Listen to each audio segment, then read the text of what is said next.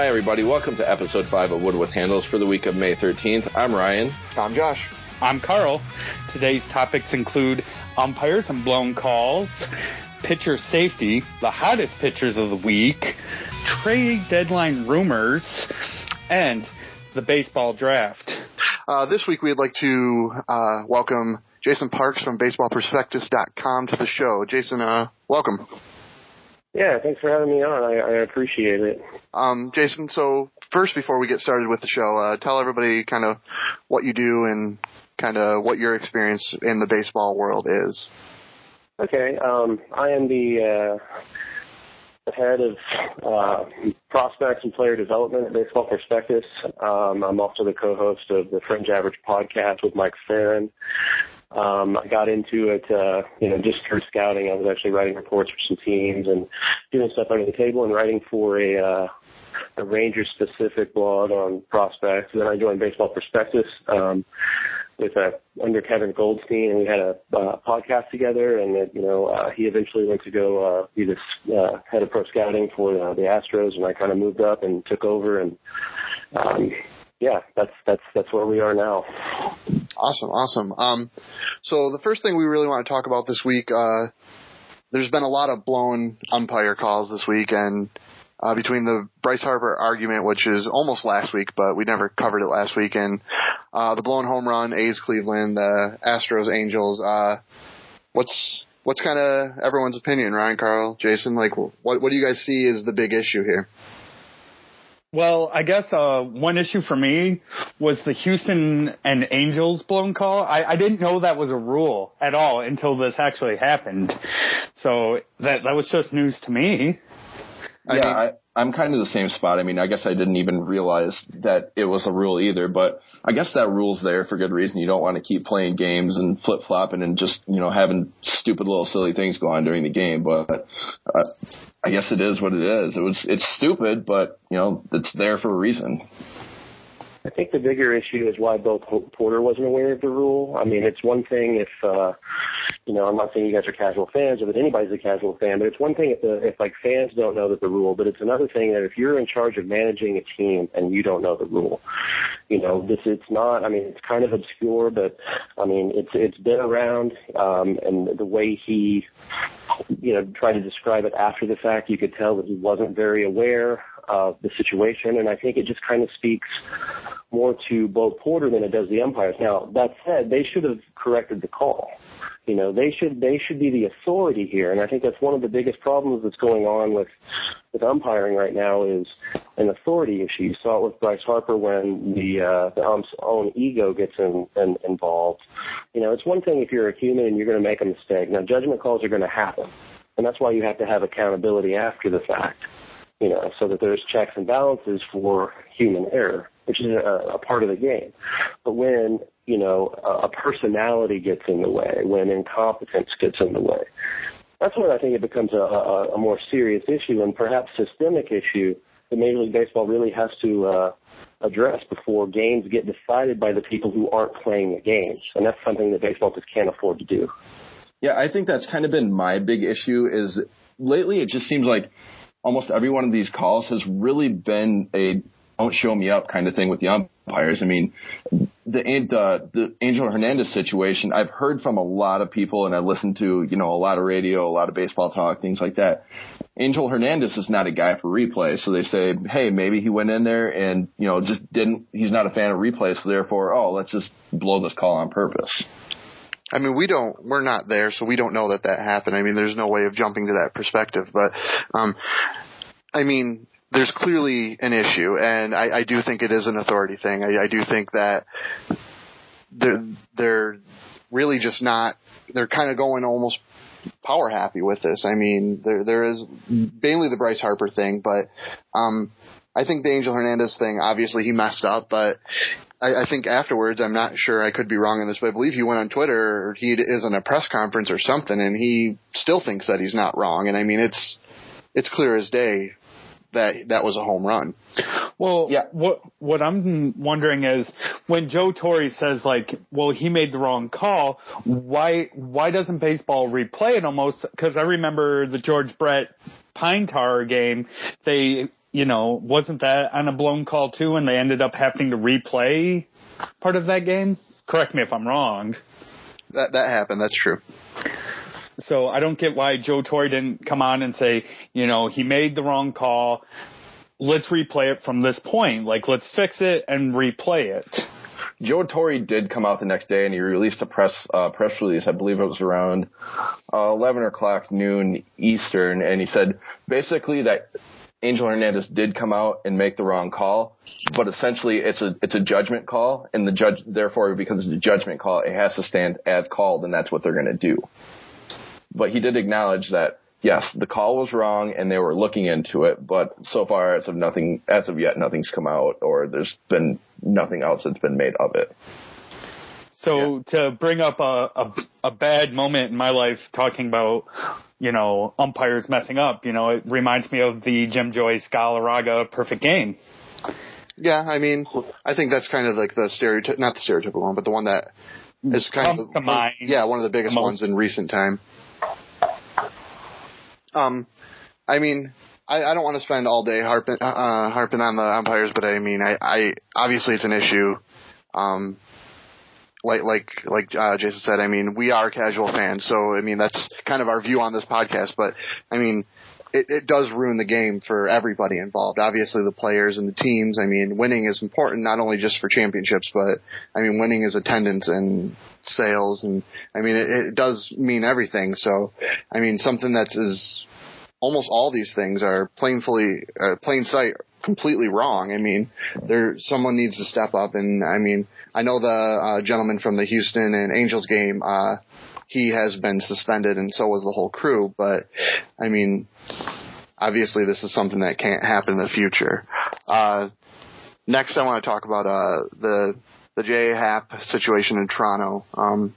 Obviously, he got beamed in the head and was escorted off pretty bloody off the field. And what do you guys think about pitcher safety and kind of? Oh man, it was a very, very scary moment. I mean, I didn't see it when it happened, but watching, the replay, it's one of those things that just, sends shivers up your spine, and it's one of those things you never hope to see, but unfortunately it does see. I think that there will be some, some safety precautions, whether it's extra padding in the hat. I don't know if they'll go as far as helmets. I don't think it's a matter of, if it's going to happen. I think it's a matter of when. Well, I mean, it needs to happen. Definitely, you're absolutely right. It has to happen. I mean, guys are getting bigger, guys are getting stronger, velocity's getting bigger, exit velocity coming off the bat is increasing. You're putting a pitcher in a harm's way. I mean, eventually they're going to have to go to some sort of modified helmet because the exit velocity continues to go up. It's becoming a weapon, coming off the bat. So you really have to protect these investments, especially how much pitchers are making nowadays. Salaries are crazy. You got to protect your investment. You can't leave it out there to get hit in the head. You got to look at what happened to Happ, what happened to Brandon last year. I mean, these kind of things are going to become more frequent. Absolutely. I've heard there's a company in Atlanta, I don't know the name, but they've been working for baseball to develop some kind of padded Kevlar hats or something. And I guess from some pitchers, even though this isn't even a thing yet, there's already been some pushback, very similar to when hockey went to helmets and mandatory helmets, I should say. And I think it's silly that as a pitcher you wouldn't want some kind of protection. Well, I mean, should they wear like batting helmets right now? Kind of like third base coach? No, John Oldenrud, old first baseman, always wore the batting helmet when he was in the field because he had a concussion in college. Is like maybe that's an alternative for now until something comes along? I don't think any pitcher's going to be wearing a batting helmet on the field. I agree. I think not anytime soon. Eventually, though, I mean, hitters didn't want to wear helmets for a long time, and they eventually started to have to. So, yeah, I mean, it's going to be a slow fight, but I wouldn't. It's not going to happen overnight. But I mean, eventually, as these guys get bigger, as I said, is exit velocity, which is something that baseball can monitor. You can monitor exit velocity coming off the bat and through the TrackMan data, and this stuff is increasing. So as players get bigger and stronger and velocities increase and exit velocities increase, the risk increases for injury. And it may not take, 5 years, it may not take 10, but eventually pitchers are going to be wearing some sort of helmet in baseball.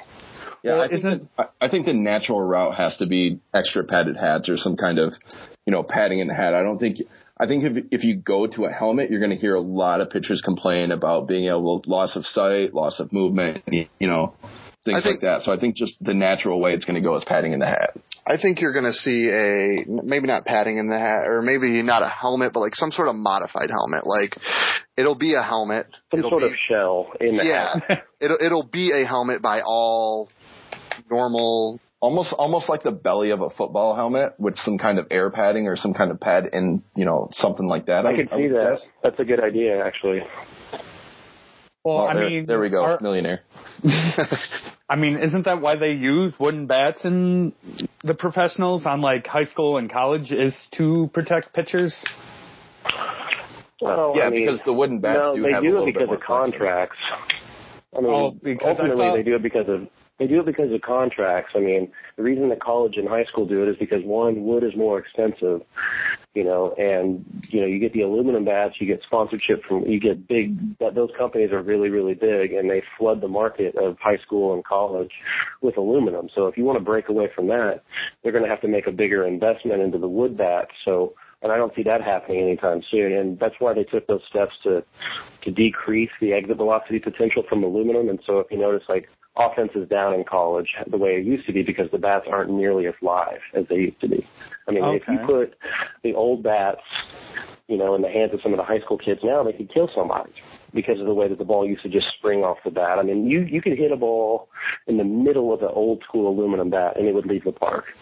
And that's why it really affected scouting. Guys didn't know, if guys could hit off wood or not. And it would be ideal if everybody went to wood. And that's why wood bat leagues for amateurs is such a big scouting mecca. But, because of the contracts and because of the cost, they're going to stick with aluminum for the foreseeable future. Awesome. Another pitcher we had a kind of lengthy discussion about last week was Mr. Buchholz and his mysterious stain on his shirt. Carl had a very passionate argument. Me and Ryan were kind of on the other side, and it came out that Carl was somewhat right but somewhat wrong, in that he did have a substance of resin, and I believe Ryan said hairspray. Yeah, I believe what I heard was hairspray and resin. He's been doing hairspray for a long time. He puts hairspray in his hair, then he gets his head wet before he takes the mound. If you watch, he gets wet before he goes up to the mound, and then he rubs his hair. So he totally cheats, but it's just part of it. And that was the discussion. I know you weren't on last week, Jason, but that was the discussion we had. Was essentially every team is cheating. Like there's somebody on every team who is cheating in some way, shape, and or form. So then, is it really cheating? It's cheating because it's against the rules. Is it a part of the fabric of the game? Yeah, it's both. It's one of those. See, it's one of those things that makes baseball such a, it's a sport for hypocrites because,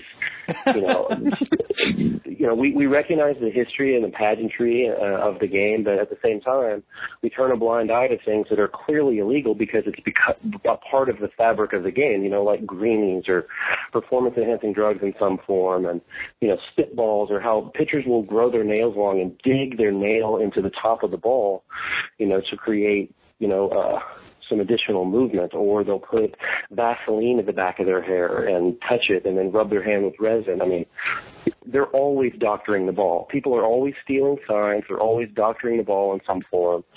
It's a part of the game. It's just a matter of what rules you want to enforce. And that's a very gray area. And I think it puts, MLB in a very difficult position. And you get guys like, Morris or other old school players who are like, I'm recognizing he's got something on his arm, he's touching his hair. The reason they recognize that stuff is they notice it. The reason they're vocal about it is because they're assholes. I mean, yeah, it's very true. And I mean, we all notice it. You know, we just don't make a big fuss and go down to the locker room about it.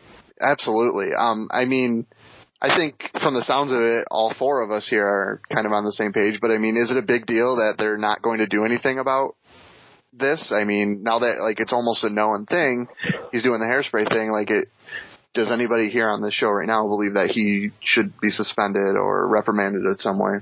I'm sticking with my stance I said last week. I don't give a damn what he's using. Like Jason said, they're all cheating. They're all finding a way, around the rules. I think it's part of what makes baseball so great is, yes, there are rules put in place to prevent this stuff, but yet everybody's going to find a way around these. And it's part of the game now. There's no way you can run around it. Right. Well, A-Rod used to tip pitches back in early 2000. It's just, you can't take away the stats after they've been established, I guess. Everybody's trying to tip. At the major league level, a catcher, one of the things he's looking at when he's watching a batter for tendencies, he's not always watching where he is in the box. He's making sure that guy doesn't peek back. Because if he does, more hitters get hit for peeking than people realize. If you look back and you peek, you're getting hit in the ribs, period. That's part of baseball.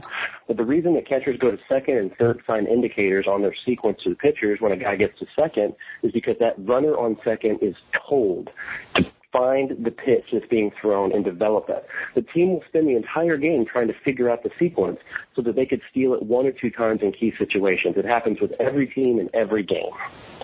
Wow.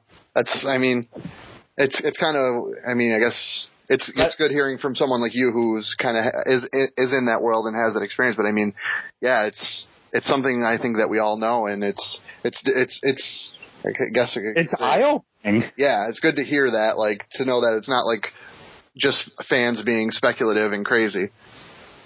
No, man, the bench coach. What a bench coach during the game. He's the lieutenant to the manager, but he's watching the whole field. He's trying to pick up tendencies, and some of it's not cheating. Some of it's advanced scouting. You're watching the pitcher to notice any kind of trends that you can later exploit. But you're doing the same thing if they have weaknesses, if they're sloppy with their signs, if they're sloppy with, the way that they're, shaking off the catcher. It's a game of, just tons and tons of data.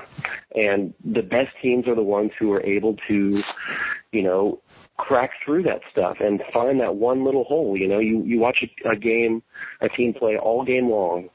Eventually you start to figure out some of their signs. You start to figure out some of this stuff. And maybe they're foolish enough they don't even change the signs the next time you face them. There's always people who are watching things that have nothing to do with the ball being thrown.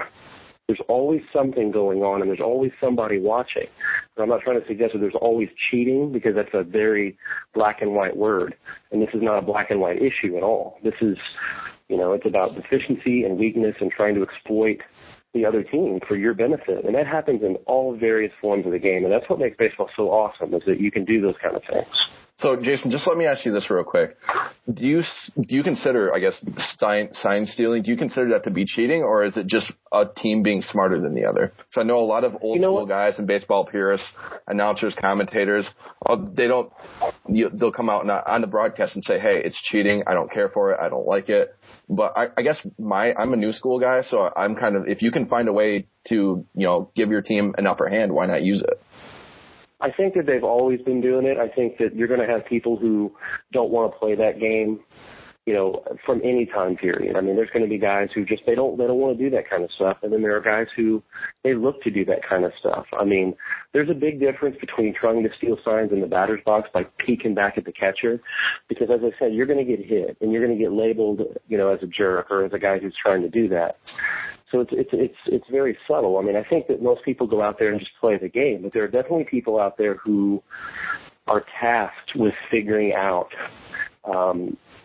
some of the ticks, some of the tells of other teams. The guys, the pitching coaches, the hitting coaches, the bench coach, and the manager, these guys have watched, for the most part, just tons and tons and tons of baseball. So it's not like they have to be spies about it. They know when something's going on. They can spot trends, and they pay attention. And these guys pay a lot more attention than we realize. And, I don't know if it's called cheating. I don't know what I don't consider it cheating. I consider it being astute and aware. And I don't hold a team to blame if they pick off another team's signs. That's why you have signs in the first place. If you didn't need signs, then you'd be no signs to steal. You could just yell it onto the field, and the team would be in the honor system. But Major League Baseball isn't the YMCA. Oh, that's awesome. I guess continuing on our little pitcher binge here, someone you might be able to give us a little bit more insight to is Matt Harvey's awesome start to the season. I mean, he has been lights out, and he just recently had a pretty phenomenal game against one of my favorite teams, the White Sox. And I mean, he's kind of, I guess, the best in baseball right now. He's definitely in the discussion. Yeah, he's. I would say that he's a better major league player now than he was a prospect, and it's not that he wasn't a good prospect. I think that there were a lot of people who thought his projection was more along the lines of being a good middle of the rotation guy, and me being one of them, because I saw him in both college and in the minors. What Harvey did is that he continues. He's a hard worker. He does a lot of lower body stuff. I mean, he's able to maintain his velocity, his fastball velocity deep into games, obviously. And here's the real key to it. I mean, if a pitcher can throw one ball for can command one pitch, he can pitch at the highest level. If he can get a couple of pitches in that mix, he can command 2 pitches. He can be able to get to the order a couple of times. He can miss some bats. If he can do 3 of them, he's going to be unstoppable. And Harvey, at times, can command 4 of them. I don't like his curveball as much as his slider, but I mean, he can go to it. He can change the eye level on a hitter. He can change their timing, and that's everything. Baseball is all about disrupting the hitter, disrupting the timing. And when you can throw fastballs in the mid-90s, back them up with upper 80s, low 90s sliders, back that up with a more loopy type of curveball, and then be able to go to a changeup to get opposite side hitters off of your fastball, and you can locate all that, you're going to be unstoppable. And so I don't think that this is a joke. I think that he's real. I don't think that he's the best pitcher in baseball. He may be now, but I don't think he actually is the best pitcher in baseball. But I think that, even when he comes down to earth just a little bit and the league adjusts, because the league will always adjust, he's still going to be among, the top starters in the National League. And I think that, the Mets are very lucky because they have a guy like, Wheeler on the way. They have a chance to have a pretty good 1-2 punch in the next couple of years. Ryan, Carl? Oh, sorry. I thought you guys were. So maybe what do you think it is, Jason, I guess, that Matt Harvey coming along this year? I mean, is it finally him just learning to put stuff together, or has this just been a long time coming?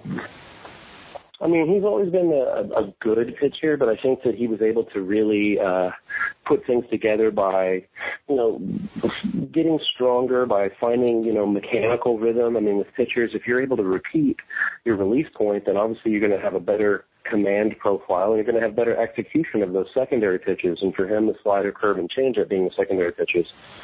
And so when you have the added strength, he's already a really confident kid, which you want to see in a top flight pitcher, a guy who's not afraid to go inside, a guy who's not afraid to attack hitters up in the zone. And he works high a lot, so he's got to be careful with that down the line. But right now he's able to get away with it because his fastball is so intense.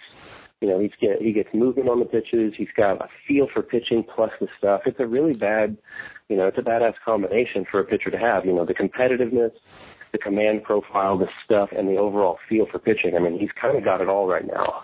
Except for run support, because he's with the Mets. Yeah, well, I mean, he's still on the Mets. So, kind of a side note here, trailing off. Jason, predictions for, I guess this kind of goes with what we were talking here, but Cy Young predictions for AL and non-AL. Who is the best in each league? I think Darvish is the best pitcher in baseball as far as stuff goes. I don't think that there's anybody on a stuff level that can touch him. I think that he can take himself out of games with fastball command. When he has it, there's a one hitter waiting to happen. When he doesn't have it, he still has a good enough stuff to stick around and get the win, to keep runners from coming back to hurt him. And I think that's the hallmark of a truly excellent pitcher. So I think in the AL, he's the one this year. And, I wouldn't bet against Harvey if he can keep it up. Now, obviously, he's going to run into some trouble with the run support, being able to rack up the wins, which a lot of the voters like the nice round numbers. like pitcher wins and whatnot. But his secondary numbers should be good enough, and I think that the voting base has become more progressive, and in that case, progressive enough to push him over more traditional candidates from a first-place type of team that will be able to rack up a lot of wins. But, I mean, I would definitely put those two in the top 5 conversation right now, but I think Darvish has the best raw stuff. It's pretty nasty. I have a question for you. How many innings do you think Harvey can pitch at this level? I mean, do you think he's going to burn out, or has he thrown a lot of innings? He's strong. I mean, did he throw a lot of innings when he was a prospect? You know, I mean, he threw enough. I mean, I don't really care as much. I don't really like to look at innings as much as I like to look at pitches thrown. You know, because not every inning is created equal. I mean, you could pitch 5 innings and you're like, oh, it's only 5 innings, but you could throw 130 pitches if you're not very efficient. He's a pretty efficient pitcher, but he's a strong guy with a strong lower half and a strong core. And he stays mechanically consistent. So because he's athletic, because he's strong, and because he's mechanically consistent, he's probably going to be able to avoid fatigue-related injury. And that's how the majority of pitchers end up getting hurt, is they pitch when they're fatigued, and they end up getting out of their mechanical rhythm, and they get hurt trying to fix it themselves. I think that he's going to be able to, you know, the hallmark of a true ace or a true number one pitcher is to be able to go like 220 plus. You know, and Harvey's going to be able to do that kind of stuff with that body and that stuff. Darvish will be able to do that with that body and that stuff. So, you know, he is a prototypical top of the rotation guy now, and I'm kind of pissed because I was wrong. I didn't have him as a top of the rotation guy, and I don't really know many scouts who did. They had him a little bit lower, but he's definitely a better pitcher than I ever gave him credit for. Wow, cool. Yeah, see, I kind of agree with you on the whole, you know, mechanics and innings pitch thing. You saw it happen with Verlander last year. He just threw so many innings that when he got to the playoffs, he was so fatigued he just couldn't keep it going all year. So I think you're definitely dead on there. Yep. Next, this is somewhere where you're going to have probably the most impact on our show this week, but we want to talk about really the MLB draft and kind of how it's viewed in society. We just had the NFL draft this week, and if you own a television, it's basically been completely covered by ESPN in every aspect form, down to the most minuscule, silly things that even true football fans probably could give a rat's ass less about. Kind of why is it that way? What's your opinion on why we care so much about the NFL draft compared to the NBA? Or I mean, the NBA gets a lot of hype, so it's a bad example, but that MLB or NHL, like these other drafts that you really don't ever hear from. Well, go ahead. You go ahead. Oh, I was just going to say, I think it's more of the instant gratification. I mean, people love these players like, oh, they're fresh out of college, in the NFL that is, like, this kid's right out of college, he's going to play for this team this year. You know, I can watch him this year, whereas in baseball, there's so many minor league levels, you know, you might not see a kid for 3-4 years down the road. And I think that's the problem with the draft is, for baseball, is that people want the instant gratification of it. What about Bryce Harper, though? Well, he's an anomaly. That guy, that's not going to happen too often. And even though that happened, I mean, people weren't really following Bryce Harper before. Like the average person didn't know who Bryce Harper was, and it's that all of it stems from, you know, collegiate television. You know, the television contracts for collegiate sports. You know, people watch college football. People watch college baseball or college basketball. People do not watch college baseball on a national level. You know, nobody goes out to a bar and is like, oh, wow, the Big 12 college baseball tournament is on. I would. I'm a dork like that. But yeah, I mean, but we're baseball people, so yeah, we're into that. But the average person, you know, and I'm the average person too. I mean, I like sports all around, right? So on Saturdays, you know, I watch College Game Day, and I'll watch college football all day like an idiot. And on Sundays, I'll watch the NFL, you know, and the instant gratification thing is dead on. I mean, you have a developmental system in baseball that if you don't follow the minor leagues at a close level, you're not going to really care because that person is not going to impact your team in the immediate future. Whereas A first to fourth to fifth round pick in football, you want them to make the 45, even on special teams down in later parts of the rounds, 6 and 7, those guys have a chance to play on Sunday. In the NBA, if you take a guy in the first round, he's going to play. Unless he's a European, he's not coming over yet. So that doesn't work in baseball. And very, very rarely are there generational talents that come out of the draft like, Strasburg or Harper or whatnot. And even with those guys, people did not watch Strasburg pitch in college on a national level. I mean, the average person had never heard of him, whereas the average person has probably heard of Johnny Manziel. They probably know that kind of stuff because of the fanfare that college football and college basketball get. They get the scholarships, they get the TV money, they get the best athletes. And that's not going to change. And the new baseball CBA basically guarantees that that's not going to change. So, the baseball draft is always going to be for the diehards and not for a national audience. And that's just the way it's going to be. Yeah, I think a lot of it also has to do with TV deals. Obviously, football and basketball. Football has ESPN. ESPN turns into the NFL Network, and there's ESPN and NFL Network for the NFL, and then the NBA has TNT, TBS. But I mean, those are two or a couple of huge companies that make it a point to televise these drafts, and it's a big deal, and it's this and it's that. Baseball really has MLB Network, and it hasn't really carved out its niche on mainstream TV. Yeah, you see it during playoff time and games every week, but I mean, the NFL and the NBA are mainstream TV things that do a really good job of marketing themselves. Absolutely. I have a question. Do you think another reason why the baseball draft isn't as successful is due to the high number of not big names, but prospects that are these are can't miss prospects, and then they just fizzle out and they never make the show? I mean, that's possible. I mean, I just don't think the average person knows who the top prospects coming into the amateur draft are, because I know from in my business that there's only a few of us that are aware of all of the prospects coming in, or the majority of them. I mean, because you're not just dealing with college programs. How is the average fan going to follow a high school baseball player from Florida? Yeah. How are you going to, unless you go to the showcases, you go to the Perfect Game showcases in Florida and California, Minnesota, how are you going to know about these kids? You have to really show a lot of dedication to the sport to follow up, to know who the top high school kids are in the draft. So a talking head may say, this is a can't miss prospect out of high school. Well, why do you care? You're not emotionally invested in that. You're not emotionally invested in that high school kid, and he's not going to help your team for the foreseeable future. So if you don't invest in the prospect business, as its own, you're not going to invest in the process that it brings to the table either, like you would with the NBA or football, because like you mentioned, there's going to be instant gratification because you're going to see that guy at the highest level on national television when you watch your team. That's not going to happen in baseball, and so they're never going to be able to live up to that. You could put the MLB draft on primetime television with every big star in the world, every network star introducing every single player. No one's going to care about the players. They're going to care about the pageantry.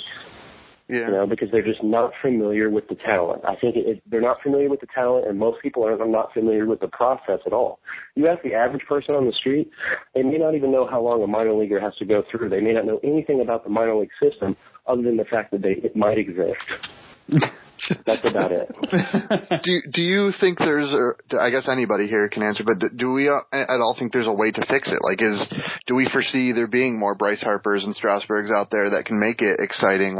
Is there a way to make the up and coming kind of more exciting? I mean, because sure, yes, it's almost impossible to find the kid in Florida playing baseball, but it can't be completely impossible because LeBron James was a high school kid playing basketball that was getting, I remember. His games were shown on ESPN. Yeah, exactly. I mean, he in high school were having his games on ESPN. So I guess other than just TV deals, is there a way to, make it happen where it is that big?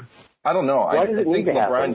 LeBron James was such a freak in nature, though. I mean, baseball has become such a developmental sport that even, a top prospect coming out still has a long way to go to match up with, top MLB talent. Whereas LeBron James was basically game ready from day one. I mean, yeah, he's a freak, but why? I mean, but why does it need to be more exciting? That's the thing I don't understand about the draft argument is that, you know, I mean, baseball people, baseball lovers, baseball fanatics, we're all kind of this weird kind of dysfunctional family. You want you want your, you know, your half sister, your stepsister doesn't know a damn thing about baseball. Do you want her watching the MLB draft? I'm saying, why does it need to get to a level of the NBA and football? Because, you know, I don't think that they need to be in competition with each other. Baseball's a national sport, but I mean, it's not the same behemoth that the NFL is.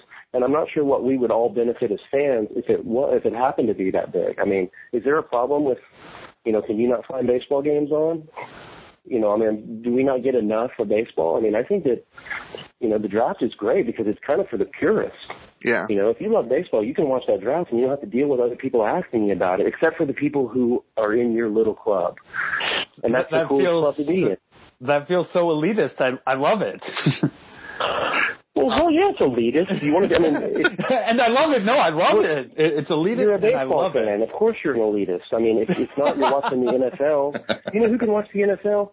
Anybody. Anybody can watch the NFL. Not anybody can sit through a 9-inning baseball game.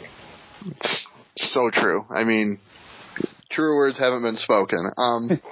Next, something kind of that we'll leave off our discussion with you today, but there's been a lot of struggle of the baseball players who played in the World Baseball Classic this year. They've either been struggling or getting injured. Do you think that has anything to do with it, or what's your take on that? I think that, you know, anytime that you come to camp and have to rush through the process of getting ready, there's a chance for injury. I think a lot of it's overblown. I think that players get hurt in camp all the time, you know, whether they're playing in games or not. I mean, it's not like these guys wouldn't be playing in games anyway, though, you know. I mean, when they're playing in the WBC games, yeah, there's some additional travel, and I can see that being a bit of a bitch, but, you know, they'd be playing games in camp anyway. So there's still the likelihood of getting hurt. You know, coming into camp a little bit earlier, yeah, I can see it being a little bit of an accelerated timetable, but these are pro athletes. So they need to come into camp in shape and ready to go, and if they have to do that a couple of weeks early, they shouldn't break down because of it. I think that the WBC gets blamed unnecessarily because it's not like these guys are being forced to play, 30-inning games and pitchers are forced to throw 200 pitches a game. None of that stuff is happening. These guys would be playing in games anyway. Camp games, Cactus League games, Grapefruit League games, they would be going on regardless if there's a WBC tournament going on. So I don't see the case really for the WBC being too much to blame for injuries. Absolutely. I know there's been a lot of talk. People want the WBC to be kind of more of a premier thing with the big name players from baseball, specifically America. I think a lot of the big name foreigners play, but I know Bud Selig has said he is not going to change the baseball schedule to conform to the WBC, but what do you think? Like, is that something you would like to see, or is that just kind of that's just not how we do things? Let's play MLB baseball and that's it. The MLB season's very long. I mean, these guys, they come into camp in mid-February, all right? And if you're on a winning team, then you're playing until, possibly the first week of November. And then a lot of these guys play winter ball until, January. So, sometimes for these guys it's 10, 11 months of baseball. And because of the season is so substantial and so long, I mean, I love the idea of an international tournament. What I don't love is the fact that you have to squeeze it into a very narrow window, which then alienates some people who aren't, at that point of the season ready to participate for country. And I understand that, I loved watching the Dominican. I loved watching the Netherlands. I loved watching all that. And I would love to watch a U.S. team that had all the badasses on it. But you can't force these guys to do that because if you force them, then you are making the WBC, a tournament that was created well after the fact, you're putting more significance on that than the Major League season, which is the bread and butter of the game itself. So, I mean, your priorities have to be the game of baseball, the Major League game, the game at the Major League level, and then everything else. If you can fit in a tournament and people play, that's great, but you can't force them to do it because it's not nearly as significant as the Major League season. Do you think it would benefit if they moved it to after the season? I think that's where injury could come in. I think that if you move it to after the season, then you're going to have less participation because some players, by the time they get after 162 games, these guys are hobbled. They've been getting cortisone shots. They've been getting vitamin shots for months and months and months, and they need to go do nothing for a couple of weeks. Go spend time with the families, they do have lives, It's not just our enjoyment. But, yeah, I don't think after the season would work. I mean, like you said, the season is so long and such a grind. I mean, that would be the last thing I'd want to do after work is go work some more. Yeah. Right. I mean, it doesn't matter that you're getting paid millions for it. I mean, you're getting paid millions for what you do. You signed a contract with your team. You didn't sign a contract with your country.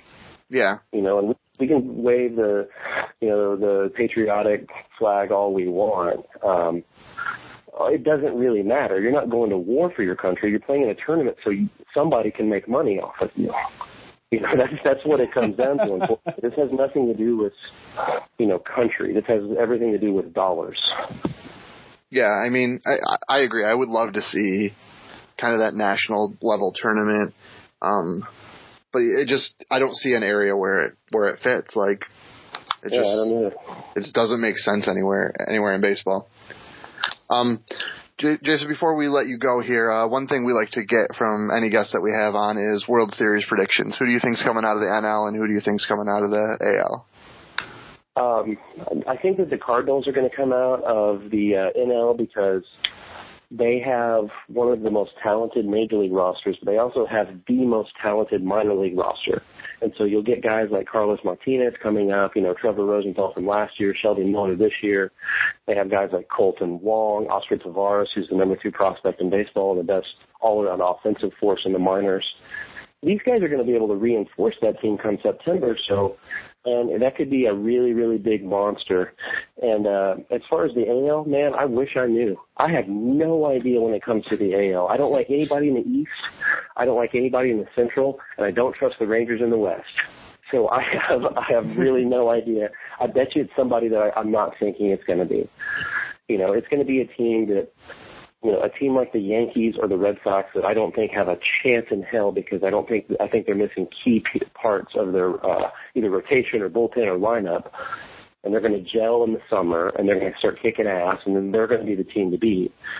So I don't know. I think the Cardinals take it all. They're the team.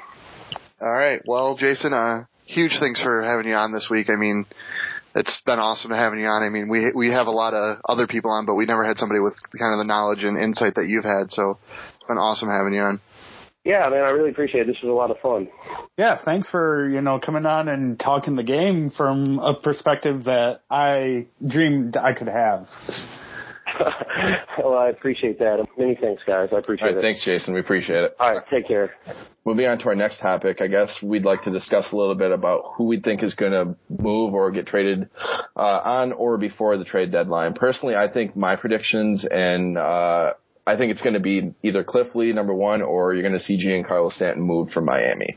I think Cliff Lee is... I think he's unmovable. His contract is quite a bit, and he's older and not his old dominant self. He's also injured. Well, so is Stanton, but... Yeah, but Stanton... You would be dumb not to take Stanton. I mean, sure, he's hurt right now, but, I mean, he's going to get better, and, I mean, he's a beast. Any team would be smart to take him.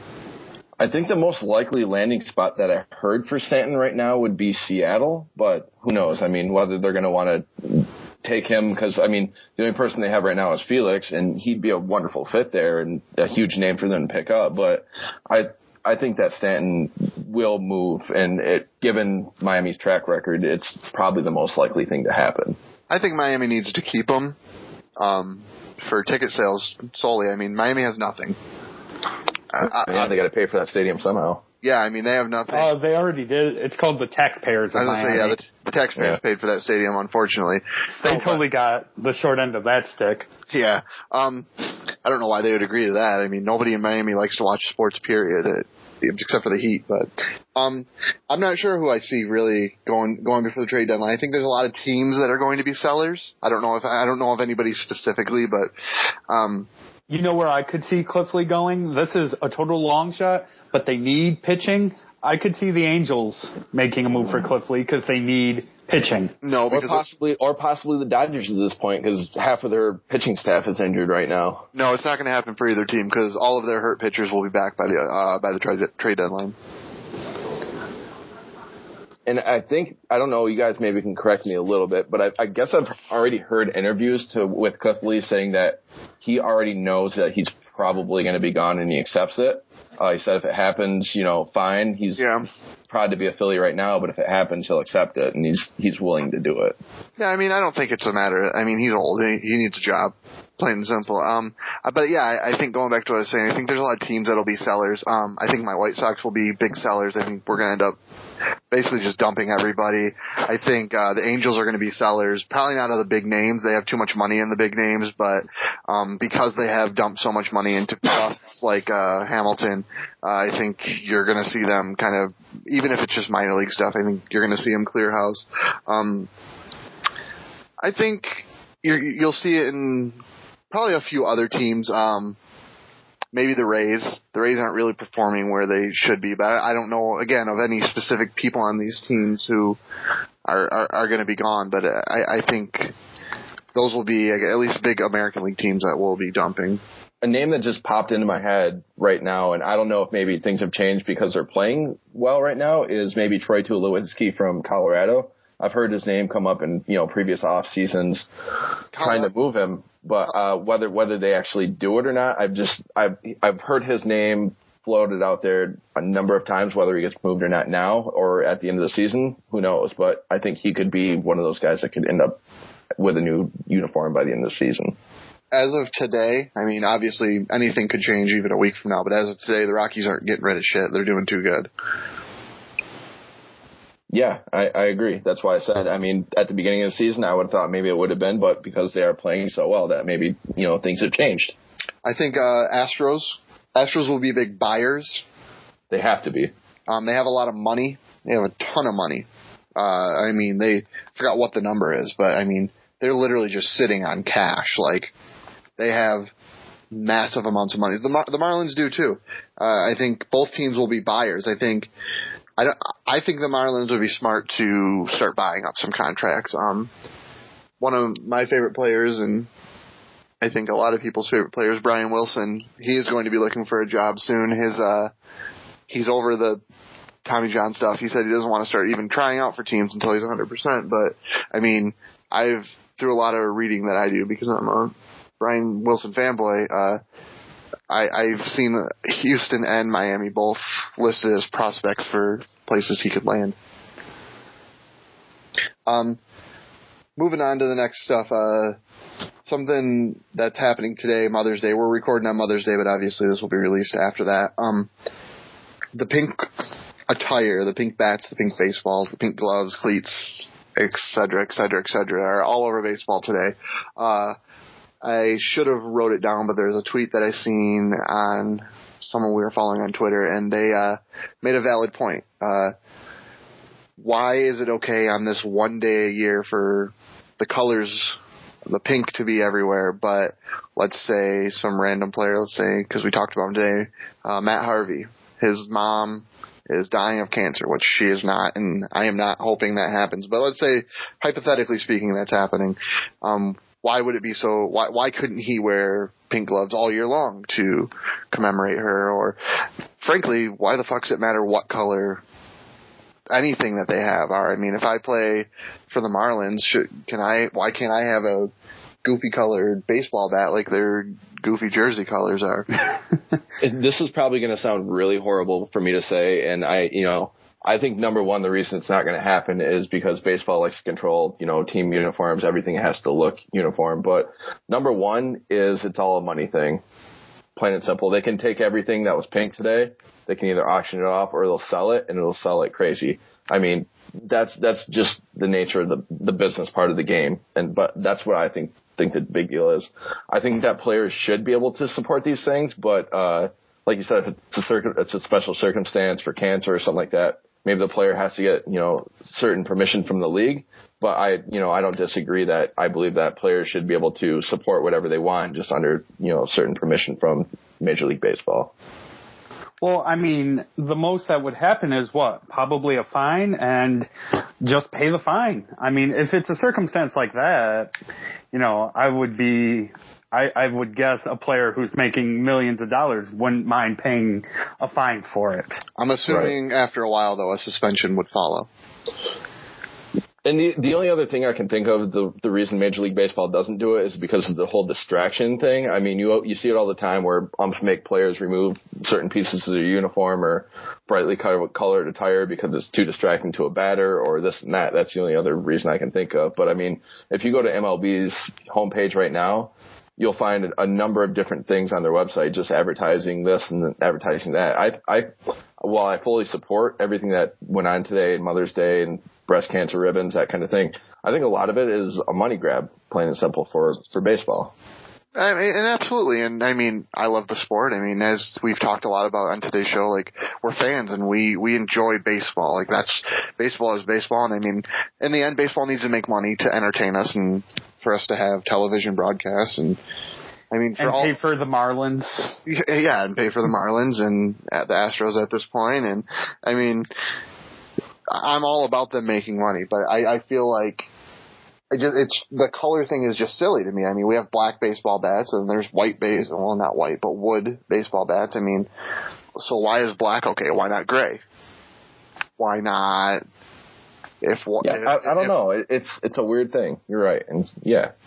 Well, I mean, the NFL does that too, because didn't they fine a player for wearing the different color cleats than normal? Yeah, you get NFL's crazy. You can get fined for socks, for Under Armour. Like, I mean, you can get fined for your team has a set color scheme, and if it doesn't match, like I remember last year, the Jets almost got in trouble because the whole team they had redid their jerseys, and like one of the green stripes on the shoulders didn't match the rest of the green, and the whole team got in trouble.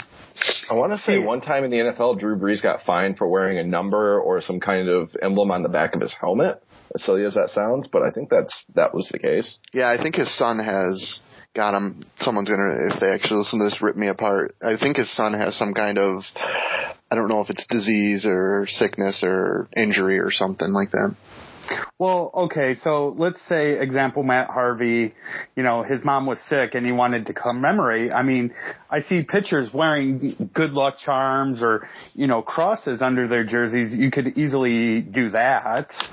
Yeah, well, yeah, and nobody's saying they can't, but the question is, what the fuck does it matter? If I bat with a yellow bat, well, I think you nailed it exactly on the head. It's the money. Yeah, there's no other thing. There's nothing else that can really explain it. Is they can take all this stuff and they can sell it. And I mean, how many people probably went to a stadium today and bought a baseball with pink ribbons and pink lettering just because it was the first time that's ever been done? Yeah. And pink ribbons, this and that. I mean, it's got to be a money grab, even though it sucks to say that because it kind of, I guess, almost degrades the holiday a little bit. It cheapens it. Yeah, but everything's because of money. Unfortunately, I mean, not just baseball. I mean, not just sports. Life. I mean, people do. It's all about the money. Yeah, there's very few people or businesses or companies or organizations or anything on this planet that do things just out of good spirited. I mean, you got to look at like Susan G. Komen. I mean, it's one of the most profitable businesses in all of America. I mean, and it's a cancer awareness program. I mean, it's a corrupt system, but unfortunately, to get the good, I mean, there's usually scandal and bullshit underneath it. That's gonna kind of end our show for the week. One thing I do want to discuss is Ryan and I's bet about Bryce Harper and Adam Dunn. You may have heard Carl end things last week saying, keep swinging for the fences, Adam Dunn. It's not just a rip on Adam Dunn. There is a little bit more to it. And basically the gist of it is Josh and I have an ongoing bet about Bryce Harper hitting 40 home runs. I think he'll hit more than 40 home runs this year. Josh is quite on the opposite side. Not a chance. He thinks that Adam Dunn will end up with more home runs than Bryce Harper. He will, without a shadow of a doubt. You're crazy. Mike Trout will also end up with more home runs than Bryce Harper, without a doubt, too. I think if there's any way in hell that Adam Dunn ends up with more home runs than Bryce Harper, I will buy you a Lexus. He did it last year. Last year, yeah. And this year he's gone back to Adam Dunn. Bullshit. He's only like 3 runs behind Bryce Harper right now, or 4 runs.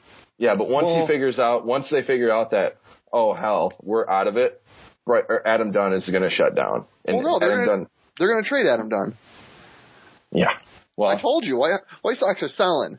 I got about 5 people on the 25-man roster right now who are for sure staying. The rest of them are fucking gone. Well, they might be, and Adam Dunn may be gone, but he's still not going to hit more home runs than Bryce Harper will. Bet. Bryce Harper's hitting 32 max. 32, and what's your prediction on Dunn? 38. You are out of your mind, Josh. Oh, thank you, Carl. I'm glad you finally piped up. He hit 43 last year. That's why we don't like White Sox fans. Everybody hit 43 home runs last year. No, they didn't. Miguel Cabrera did, and that was it. Dunn had the second most home runs in baseball last year. No, it was Granderson. Granderson had the second most. Dunn had third. Right there, wish you'd learn what the hell you're talking about, but burn. No, Adam Dunn will not hit more home runs than Bryce Harper. Write it down, write it in stone, whatever you want to do. Harper will hit. Okay, maybe if he won't hit 40, but he'll hit close to 40. Oh, no. You're not backing way out of your 40. Adam Dunn won't hit more than 30. You're not backing out of your 40 prediction. Okay, 40. Adam Dunn won't hit more than 30. I'm not giving Dunn a number specifically. I said 38, but I could give shit less. He will hit more than Harper. So if Harper hits 32, Adam Dunn will at least hit 33. I don't care if it's 1 more or 10 more. He's going to definitely hit more. Crazy talk. Something else I wanted to discuss before we go, guys. The beginning of this podcast, which was week 1 of baseball, we all sat down and gave our World Series predictions. I guess starting with Carl, what are your current predictions and how have they changed from the beginning of the season? AL, NL, and World Series champs. I still like the Tigers coming out of the American League, just because the Yankees, I am not afraid of the Yankees as a Tigers fan, so I'm a little bit biased, but I'm not afraid of New York. I still think Detroit is the best team in the American League. And, unlike our guest earlier, the National League, I think, is way more of a crapshoot than the American League because there's so many good teams, so who knows on the National League side. Ryan? I originally had Detroit and Washington. I'm going to stick by Detroit, although I'm not too confident. I want to say my pick, if I had to change it, would be Baltimore. Nice. But I guess I'm going to stick with Detroit just because their pitching is solid. Hopefully Verlander doesn't burn out like he did last year and their offense stays consistent. As far as the NL, I think Washington will definitely make the playoffs. But right now, I think there's 3 teams that are huge contenders, and I think one is going to be St. Louis, the other is going to be Cincinnati, or it's going to be San Francisco. So I guess if I had to pick out of the 3, I would pick Cincinnati just because I think they're the most solid all the way through. Yeah, I originally had the Angels and the Nationals. I am oddly enough going to stick by my American League prediction of the Angels. I think they will turn it around. That's the second weird thing you've said today. That is. I do believe they're going to turn around. There's no way a team like that can play this bad the whole year. They just won't. We'll discuss this again coming back around All-Star break, trade deadline area. But I mean, I may change my opinion then if they don't pick it up by then. But I still believe they're going to turn it around. I think some things need to be changed and done. I really, really cannot stand Josh Hamilton. I don't think many people can. And, but yeah, I think they'll turn it around. As far as National League though, I was very, very confident about the Nationals. I think a lot of people were. And I am no longer confident about the Nationals. I'm going to say I'm sticking with them still. Cause I do think they're not terrible. They're just not playing that well, and I really think that Atlanta or Colorado has a chance to kind of come in. And, oh man, Colorado, you went on to left field there, huh? I like them. I mean, if you watch them play, I mean, they play good baseball. They hit the ball, they get people on base, and then they hit them in. I mean, except for the last 42 innings against St. Louis.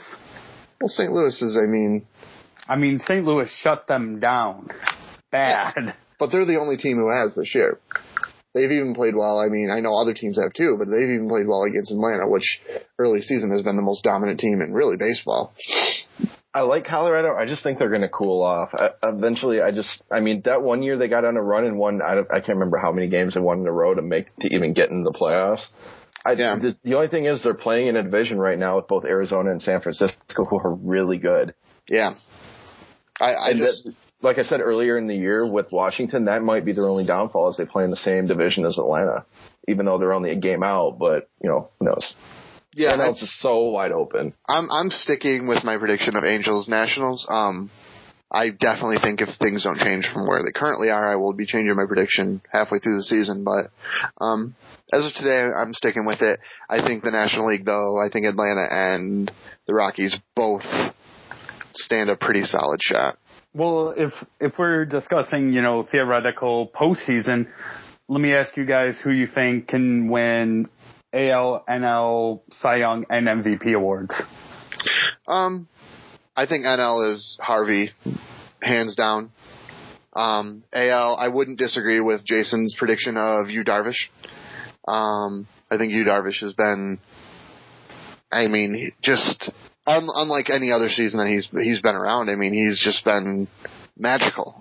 But we got to remember there's teams in New York, there's two teams in LA who both have massive amounts of injured players, including pitchers. We're going to be getting about midway through the season a huge number of big starting pitchers back. And we don't know what they're going to be like. They may be amazing. We just don't know. So what do you think for MVP then?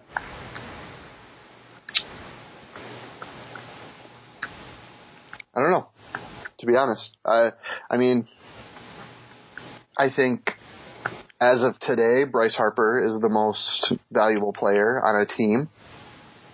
I am big on the MVP argument of the person being actually the most valuable player, just not the most popular player.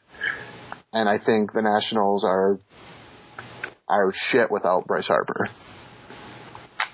Yeah, see, I think in my prediction, I think for MVP in the NL, I think it's going to come down to two people. It's going to be, AL. It's going to come down to between Miguel Cabrera and David Ortiz, and whoever has the better hitting year is going to be the one that's going to win the MVP. As far as the Cy Young, I think the only person that you can really look to in the AL right now is Yu Darvish, hands down, better than anybody.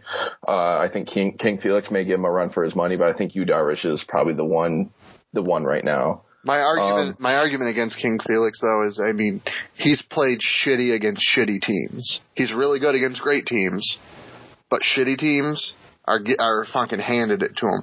The White Sox hit, I think it was like 7 home runs off of him when he was in town. And that's not the only team to do that. But then he goes and he plays the big teams and, has phenomenal games. Yeah. I think in the NL, Cy Young winner is going to be Matt Harvey, hands down. The only one I think I can even come close to him would be Jordan Zimmerman from Washington. Yeah. But other than that, I think it's Matt Harvey, far and away is going to be the Cy Young out there. And then as far as MVP in the NL, it's just, I really have no idea. It could be a number of players. I guess if I had to pick one right now, it would be Troy Tulowitzki for me. I guess I never gave an AL MVP, but I don't really have one, so I have to go fanboy here and say Mike Trout. I don't think anybody in the AL has been. I thought you were going to say Adam Dunn. No. Adam Dunn's just a home run hitter. He's not a talented baseball player. I didn't say that. I just said he hits home runs. That's all he does. Strikeout or home run. That's all I need, though. But so I would just have to go straight fanboy and say Mike Trout. Mike Trout's probably my favorite non-pitcher in all of baseball. So, Carl, who you got? For a National League MVP, if the Reds win their division, I could see it being Joey Votto. Yeah, I don't disagree with that. I mean, to me, I think the Reds are just as good without him. And for an NL Cy Young winner, I'm going to stay in the NL Central and say that it's Adam Wainwright. Yeah, good pick. That's a good pick too. I mean, he can spot his pitches and get people out. He doesn't give up a lot of walks. He's a pretty good big game pitcher too. He is, and he reminds me of a Greg Maddux. You know, he knows how to hit the spots, and the batters get themselves out more than he gets the batters out. And American League, I could see MVP going to Miguel Cabrera again. I see no reason why he wouldn't. I mean, he's on such a pace. I mean, no one can catch that. Well, someone might. It's hard to get him out right now. Very hard to get him out. I mean, it's hard to get him out, but the thing is, he's not I need to go up there and hit a home run every time. He's not an Adam Dunn. He's well, if I can just get a base hit, I can move a runner over. I mean, he does it all for his team. And if he has to carry Detroit into the postseason again, you know, I think that makes him the most valuable player. So I think the Tigers are just as good without Miguel Cabrera. And this was my heart. This is what I didn't think it was wrong. I definitely think he deserved it last year, but that was what was hard for me last year. I thought the Tigers then and now just as good without him. I think they win just as many games. They do just as well without. Maybe not this year, but last year specifically. And this year, I'd say he definitely is more of an MVP to that team because the team. I mean, and I'm not biased like you guys are. In my opinion, the Tigers are not that good. They're playing good ball, but they're not that good of a team. And I think they're winning a lot of games, and a lot of that is because of him right now. And so, yeah, I guess that does make him an MVP on that staff. But I think the Tigers still win their fair share of games and are still a first place in the division team without him. So you really thought last year they wouldn't have made the playoffs without Miguel Cabrera? Absolutely crazy? Not. No. Justin Verlander played like shit the end of the season. Their whole pitching staff played like shit at the end of the season. They needed every bit of Miguel Cabrera towards the end of the season that they could get. Literally every bit. Yeah. Because he carried the team. He carried them. He said, you know, get on my shoulders, boys. We're going to go to the postseason like we're supposed to. But the rest of that team hit. Everyone hit. They weren't hitting. I mean, I don't want to sound like a homer here, but that's crazy. I can't believe that you would think that. No, and I'm overall as an unbiased fan, not as a White Sox fan, because especially since doing this podcast, I've become more of a fan of the sport in general. So I'm not even saying as a White Sox fan, because I'll admit, first and foremost, my White Sox are playing terrible and stand no chance in hell. But I just don't get the hype on Miguel Cabrera.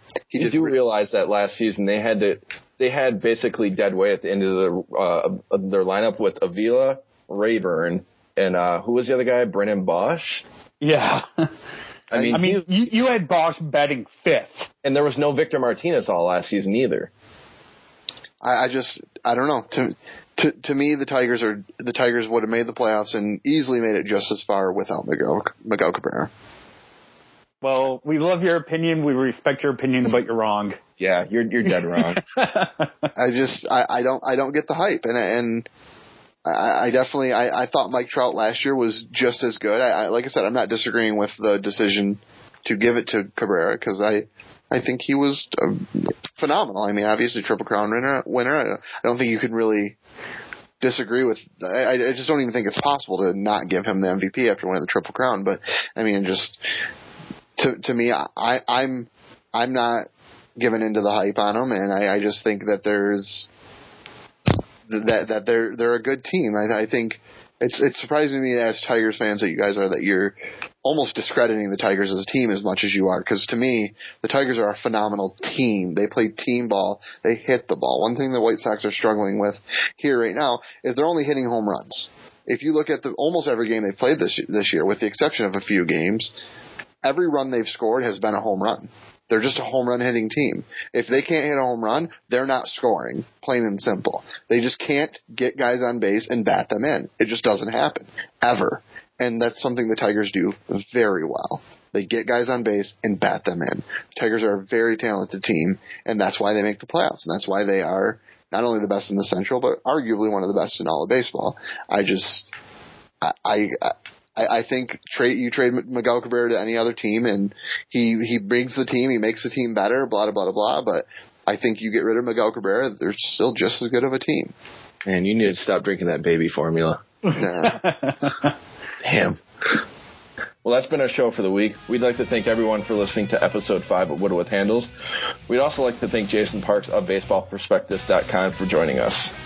You can find us on Twitter at Wood with Handles, on Facebook by searching Wood with Handles, or go to our website at woodwithhandle.es.